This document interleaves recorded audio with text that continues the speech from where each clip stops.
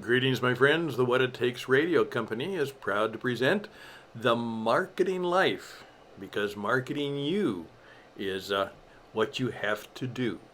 And today, in The Marketing Life, it's important to know who you are and what you want.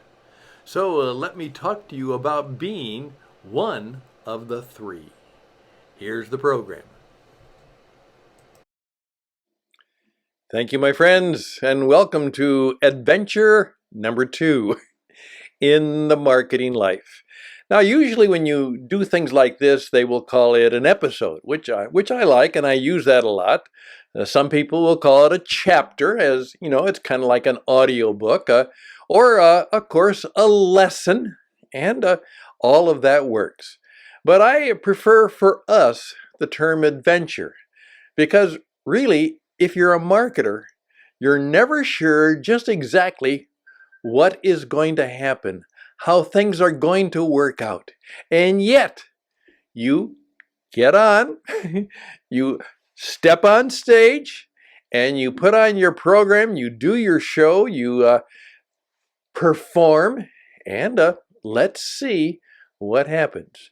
Now, the better you are scripted and rehearsed, the better you will do. But again, it's you and an audience, and you're never sure just exactly how they will respond or what might happen. So you're always ready to do a plot twist, perhaps to improvise, to say, hey, let's try this. Right. And it is indeed an adventure.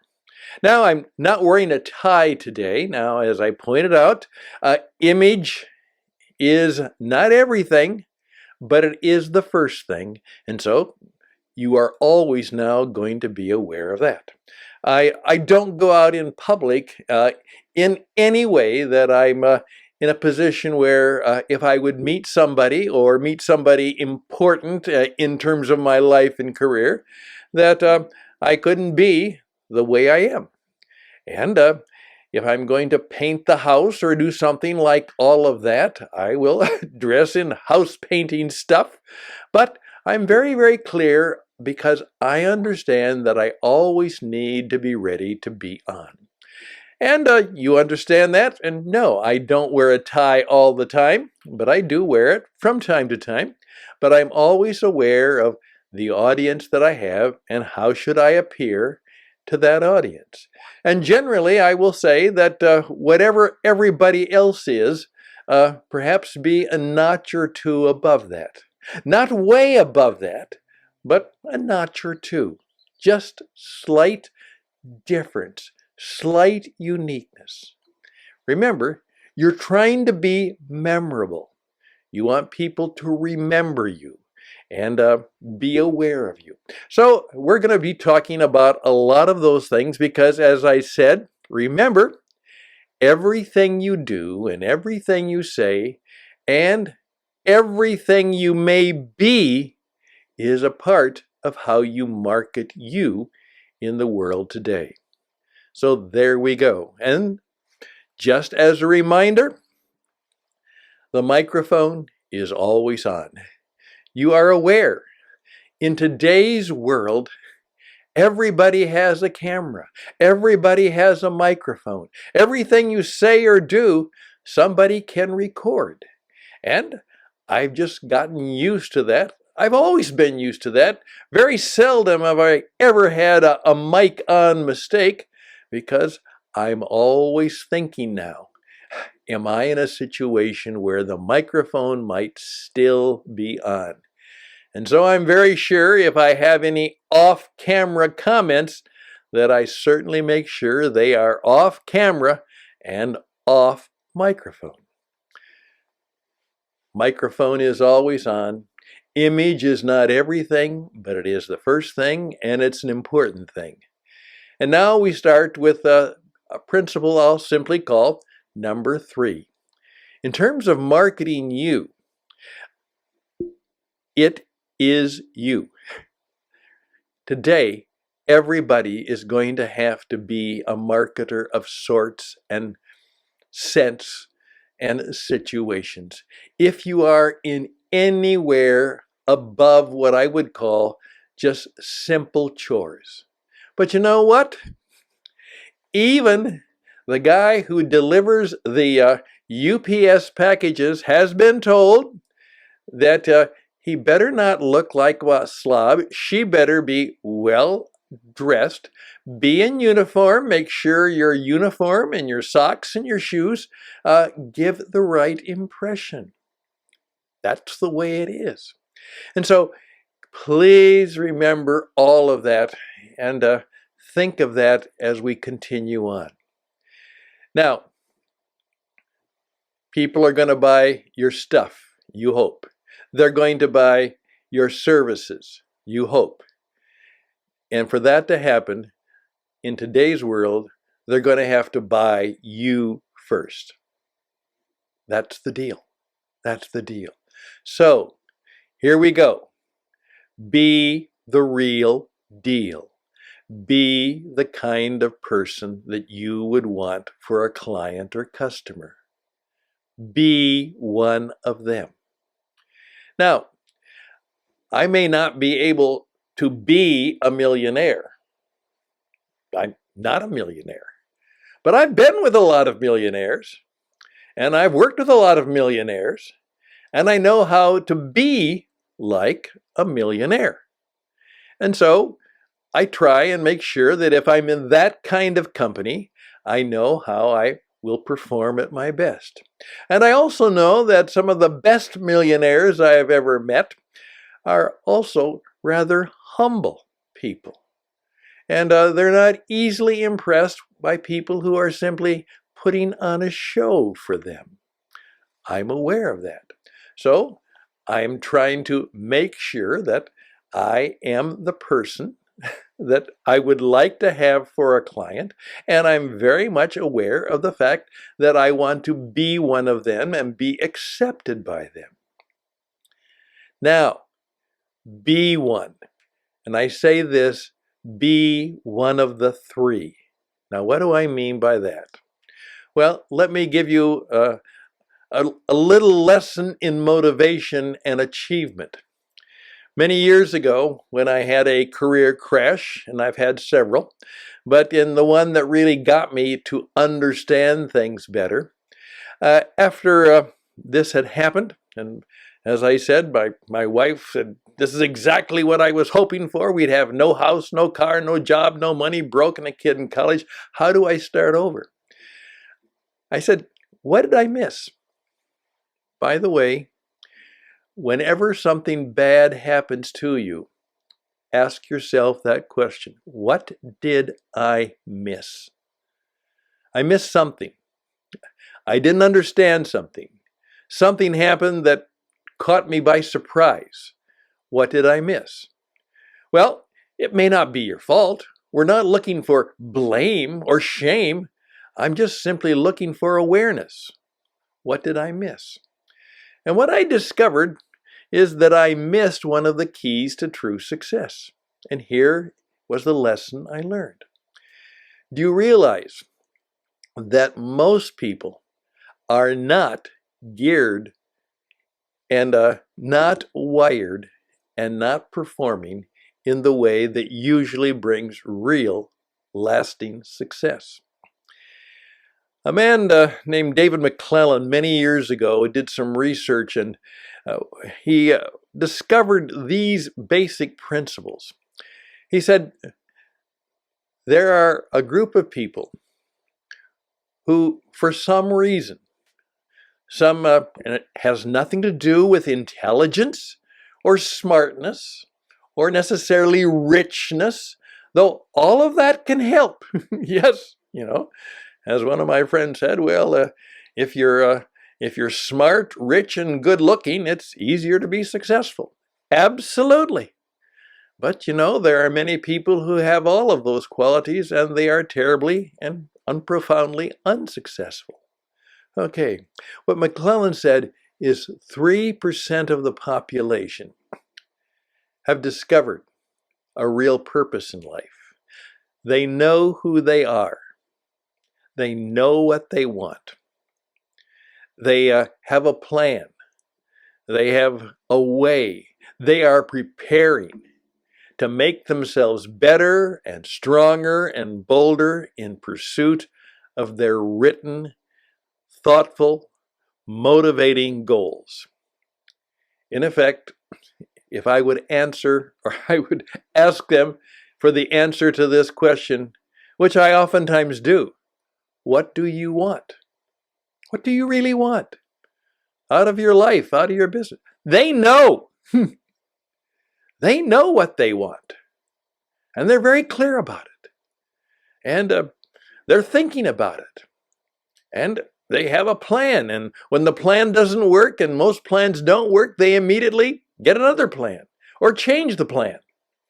Only 3% of the population fit that category. Are you one of the 3?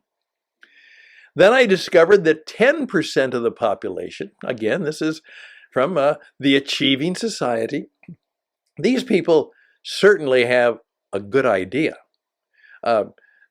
They very much have plans and purposes and intentions. They're not quite as focused or quite as intense, or perhaps it isn't fully clear what they want. But these people are thoughtful, focused, ready to go. But that's only 10% of the population. Okay, there we are, 13%. 60%, you and I, most of us, and this was me. We have hopes and wishes and wants and dreams and things that we would like. We'd like to win the lottery, so we play the lottery. We'd like to get a good job, so we apply for a good job and see if we can get a good job. What's a good job? Well, it pays well, and it's not too hard. You know, it doesn't break me or bend me too much. It's a good job. I have a good job, and most people fit that category.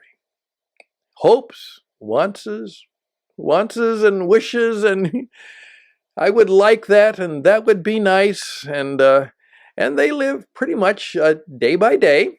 You know, thank goodness it's Friday. Oh my goodness, now it's Monday, and these people are not miserable. Many of them are quite happy in some cases. It's working. If they have job security, they're good. Now, these are the people that when all of a sudden the job security is gone, or the recession hits, or there is a bad disruption in life, oftentimes these are the ones who just really don't know what to do. And in fact, what happens is that tragedy or that misfortune gets them very focused, and all of a sudden they become 3%ers, at least for a while. You know, I got to clean up the mess. I got to fix this. I got to find work. And all of a sudden they become very focused and very intense, which is what they could have been all the time. But it was the disruption or the adventure. They don't know what's going to happen now, which causes them to a little move up the scale.